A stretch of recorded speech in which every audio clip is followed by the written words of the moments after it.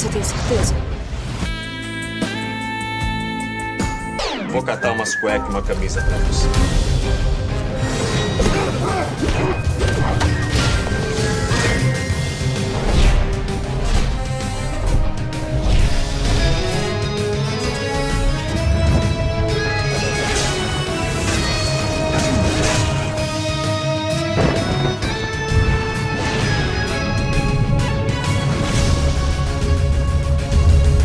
Eu sou um homem perigoso, entendeu?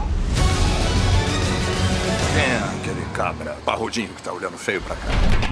Kubanacan, misterioso país del amor, donde forman tus campos en Kubanacan tá precisando de um novo herói. Kubanacan.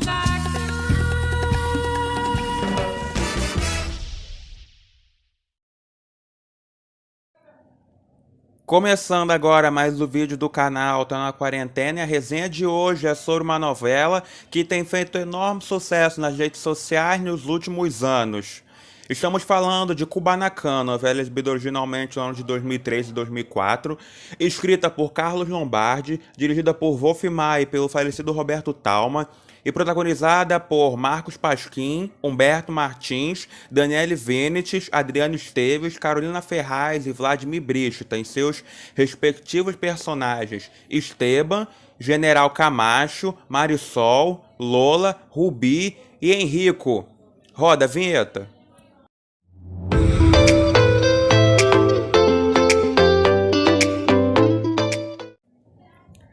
A novela se passa em Kubanacan, uma república de bananas, caracterizada por problemas econômicos, políticos e sociais, como corrupção, empreguismo, coronelismo e inchaço da máquina pública. Os militares se acostumaram a ditar as regras do país e não agem de outra forma quando, em 1951, 3 anos após a eleição do professor Rubio Montenegro, começam a sentir-se incomodados com a benevolência do governo diante dos protestos da oposição.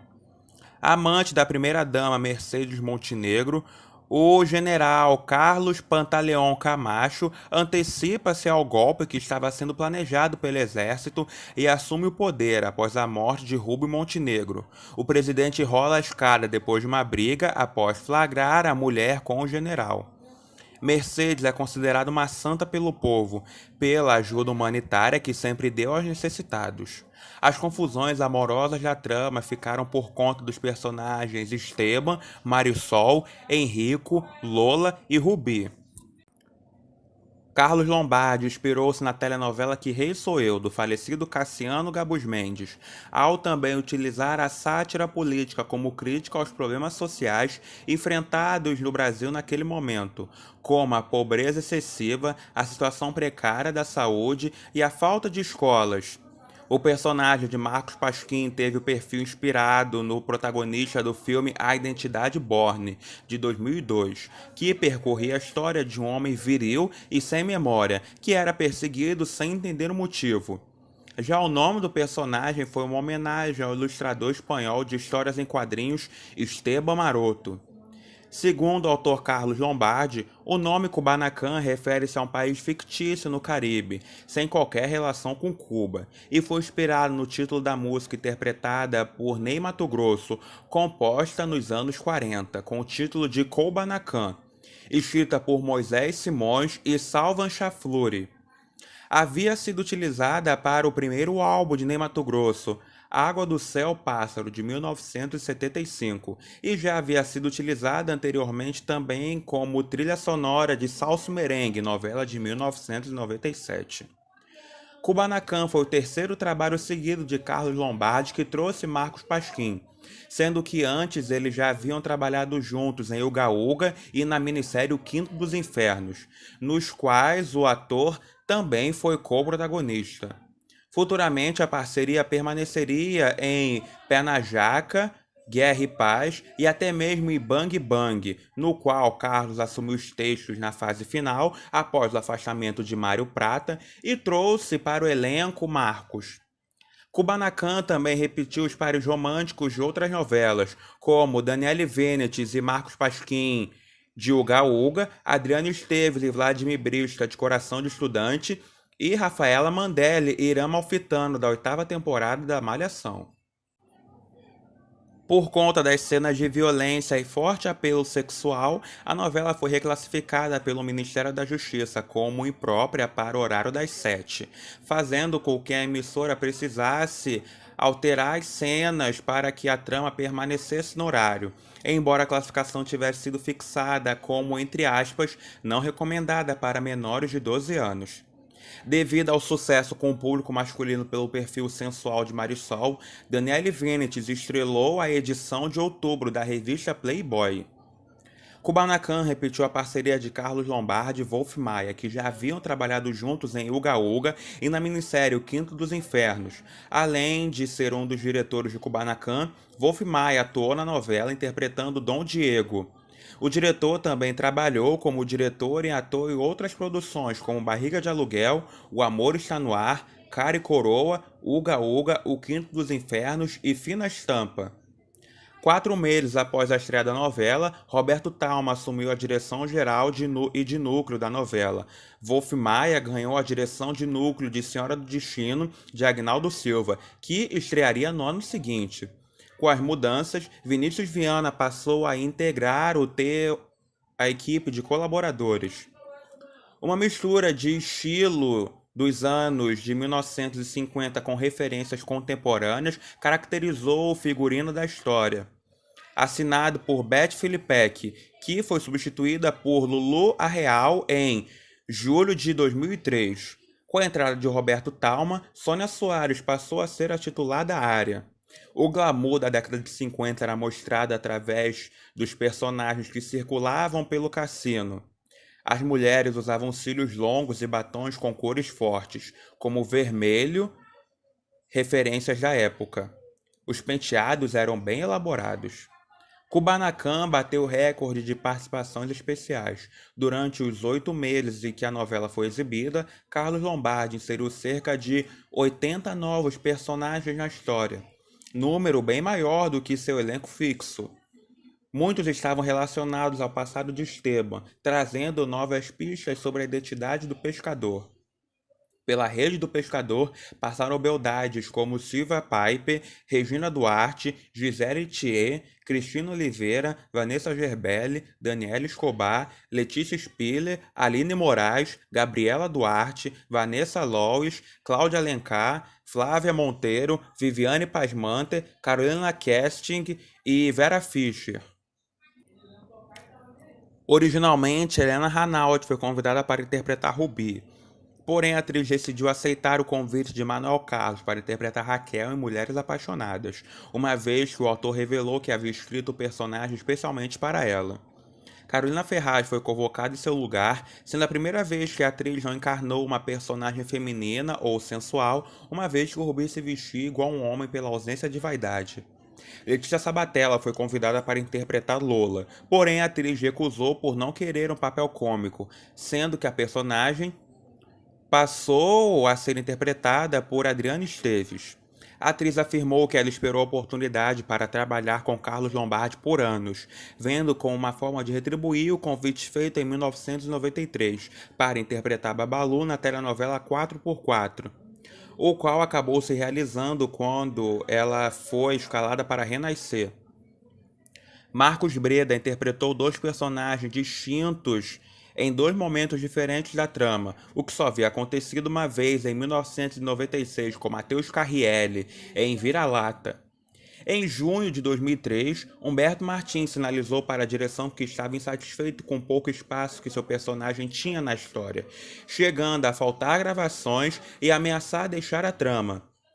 Humberto estava incomodado pelo fato de ser co-protagonizado os 2 trabalhos anteriores do autor, Uga Uga e O Quinto dos Infernos, sentindo-se desprestigiado por não ter investimentos em seu personagem Kubanacan. Em julho, o ator pediu afastamento, alegando que precisava de tempo para cuidar de assuntos pessoais. Humberto retornaria apenas 4 meses depois, em novembro, apenas quando o autor passou a investir mais na história do personagem, que ganhou espaço. Com a ausência de Humberto, Marco Rica entrou na trama para interpretar o irmão de Carlos, Celso Camacho, que comandava o país temporariamente enquanto o irmão fazia um tratamento de saúde internacional. Planejava-se que Marco continuasse na novela após o retorno de Humberto, porém o ator preferiu deixá-la. Em outubro, Ângela Vieira pediu para deixar a novela, uma vez que estava infeliz com a falta de importância de sua personagem, que aparecia apenas cantando em cenas de fundo para outras histórias. A novela teve como média geral de audiência 34,67 pontos no Ibope, quando a meta do horário era 35. Ela foi exibida em 227 capítulos, entre as novelas O Beijo do Vampiro e Da Cor do Pecado. Dando agora uma opinião sobre a novela, é claro que eu não vi Kubanacan quando passou, porque ela passou em 2003, 2004, justamente nasci em 2004, né? Gente, não parece, mas eu só tenho 16 anos. Faço 17 de janeiro, na verdade. Eu vi somente algumas cenas assim separadas, justamente porque ela fez muito sucesso nas redes sociais nos últimos anos. Justamente pela comparação com algumas séries da Netflix, sendo mais exato Dark, né? Porque em Kubanacan, o personagem do Marcos Pasquim, o Esteban, ele é filho do Esteban, mas ele volta na máquina. Tipo, ele é filho dele mesmo. Ele volta na máquina do tempo para evitar a destruição da ilha de Kubanacan, que no futuro a ilha é destruída. E isso realmente lembra muito Dark, né? A história do Jonas Canvald e tal, que tem a máquina do tempo. Então acabou havendo essa comparação com Dark. Então é muito comentada nos últimos anos nas redes sociais. Só que eu ficava me perguntando por que Kubanacan é muito comentado, sendo que ela nunca foi reprisada, essas coisas. E o Grupo Globo parece que tem atendido mais aos pedidos do público, né? Nesse final de ano, anunciando essas reprises no canal Viva, como O Sonho Meu, O Beijo do Vampiro, Locomotiva, as novelas que estão sendo pedidas pelo público do Viva tem muito, muito tempo mesmo. E então disponibilizaram o Kubanacan no Globoplay, nessa leva de novelas, né, que está sendo disponibilizada no Globoplay. E foi uma ótima sacada do serviço de streaming, porque quase certeza que Kubanacan vai ser a novela mais vista do Globoplay nesse mês de dezembro. Porque outubro e novembro foi Tieta, se eu não me engano. Veio Kubanacan agora, depois veio Infelicidade, provavelmente depois Caboclo, que são duas novelas que não têm tanto apelo assim com o público, essas coisas. E Kubanacan tem uma parte afetiva muito boa de Kubanacan, que o público mais velho lembra. E o primeiro capítulo tá disponibilizado para quem não é assinante, eu acabei assistindo. E o primeiro capítulo é muito bom, de verdade, eu gostei do primeiro capítulo. Vi algumas cenas que colocaram no Twitter também e tal. E olha que eu não sou muito fã da escrita do Carlos Lombardi. Eu não vi muito as novelas do Carlos Lombardi. Vi algumas cenas de 4x4, algumas cenas de Pé na Jaca. Lembro de ter visto Pecado Mortal quando passou na Record a primeira vez, mas bem pouco. A única novela dele que eu vi por completo foi Bebê a Bordo, então isso explica muita coisa, eu não gostar muito da escrita do Carlos Lombardi. Porque Bebê a Bordo pra mim não é uma novela muito, muito boa assim. Mas em Kubanacan tem um jeito que ele escreve assim, talvez por ser um universo mais fantasioso. E Bebê a Bordo era fantasiosa, mas era uma história que acontecia ali na época, mas Kubanacan não. A sua imaginação vai longe, você vendo, tem máquina do tempo, o Márcio Pasquim cai do céu, essas coisas. Então é um universo bem fantasioso, onde Carlos Lombardi pode viajar por N as coisas. Então, talvez ele deve ter se sentido mais confortável vendo Kubanacan. Muita gente fala que é uma novela trash e tal, talvez seja, mas tem novela trash que faz sucesso, né? E pelo que falam, Carlos Lombardi, a escrita dele não envelheceu, porque tem isso, né? Tem novela que envelhece mal, mas Kubanacan, pelos comentários no Twitter, nas redes sociais, ela não envelheceu. Agora que eu me lembrei, outra série que comparam, justamente por se passar numa ilha, Kubanacan é uma ilha, né? Justamente por se passar numa ilha, lembro de Lost, né? A novela onde... Perdão, Lost não é novela não, é série, né? Os Perdidos na Ilha, que teve tanta temporada que acabou se perdendo mesmo na ilha, né? Mas, bom... Uma coisa curiosa que eu vi sobre o Kubanacan foi a última cena do último capítulo, que deixou ali meio aberto e tal, pra você pensar qual foi o final. Não foi o final certo. E isso talvez tenha instigado o público na época, né? Como instiga até hoje. Mas, enfim. Na categoria muito bom, bom, razoável e ruim, muito ruim, ela é boa.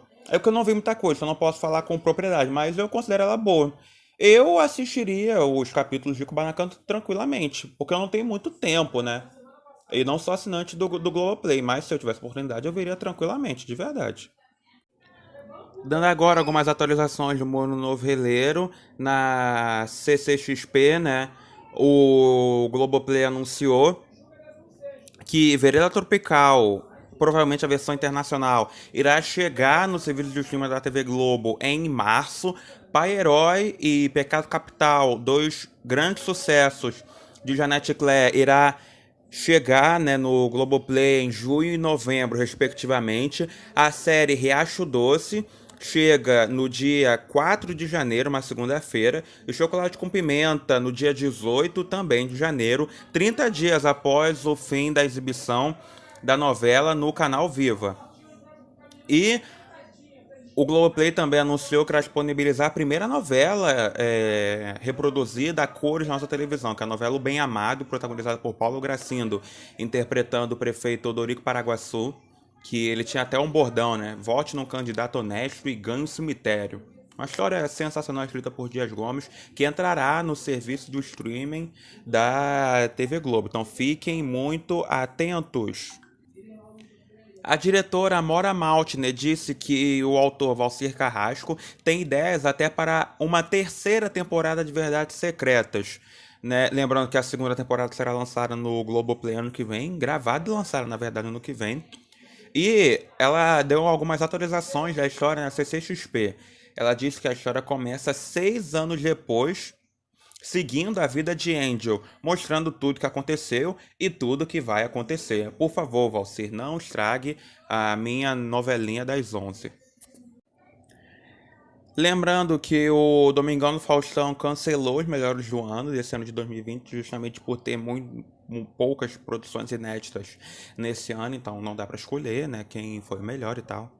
Mas o Troféu Mário Lago está mantido. O Troféu Mário Lago é um especial que é sempre exibido no último Domingão do Faustão do ano, homenageando atores, atrizes, cantores, jornalistas pela construção da carreira de tal pessoa. A primeira pessoa que ganhou foi o Mário Lago, falecido, e ele faleceu pouco tempo depois de ganhar o troféu, por isso que o troféu ficou com o nome dele, né? Troféu Mário Lago, uma das grandes personalidades que esse país já viu. E nesse ano de 2020, quem irá receber o prêmio é a cantora Ivete Sangalo. Ela gravou já a entrega do troféu no último domingo do mês de novembro, e ela não é a pessoa mais jovem a receber o troféu, porque a Glória Pires, em 2007, tinha 44 anos quando recebeu, a Ivete Sangalo está com 47.